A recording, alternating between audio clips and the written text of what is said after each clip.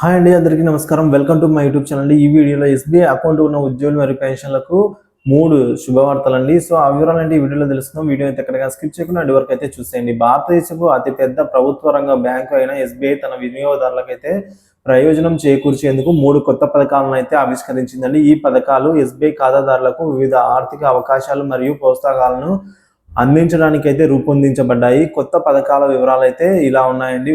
మొదటిది అమృత్ కలాష్ యోజన అండి. అమృత్ కలాష్ యోజన దరఖాస్తు గడువు అయితే మార్చి 31 వరకు పొడిగించబడింది. సో ఈ పథకం ద్వారా 7.1% ఆకర్షణీయ వడ్డీ రేటుతో ఆర్థిక పెట్టుబడి అవకాశాన్ని అయితే అందిస్తోంది ఎస్బీఐ. ఇక గృహ నిర్మాణం అలాగే యాజమాన్యాన్ని ప్రోత్సహించడంలో ఎస్బీఐ గణనీయంగా తక్కువ వడ్డీ రేట్లకైతే గృహ రుణాలను అందిస్తుందండి. ఆసక్తి ఉన్న వ్యక్తులు మార్చి 31 వరకు ఈ పథకం కోసం అయితే దరఖాస్తు చేసుకోవచ్చు.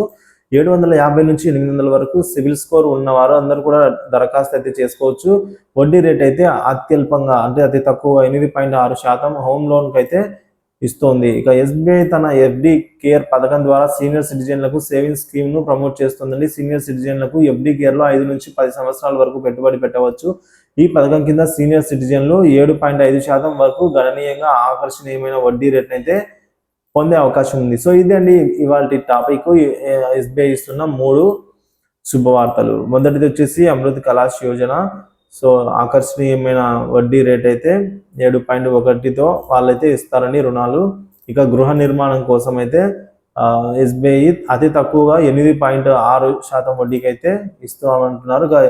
ఎఫ్డి కేర్ పథకం ద్వారా సీనియర్ సిటిజన్లకు అయితే ప్రయోజనాలు అందుతున్నాయి. ఇదండి వాళ్ళ టాపిక్. ఇన్ఫర్మేషన్ నచ్చితే వీడియో లైక్ చేయండి, షేర్ చేయండి. అలాంటి ఇన్ఫర్మేటివ్ వీడియోస్ కోసం మన ఛానల్ సబ్స్క్రైబ్ చేసుకుని అప్డేట్స్ ఫాలో అవుతూ ఉండండి. Thank you for watching this video.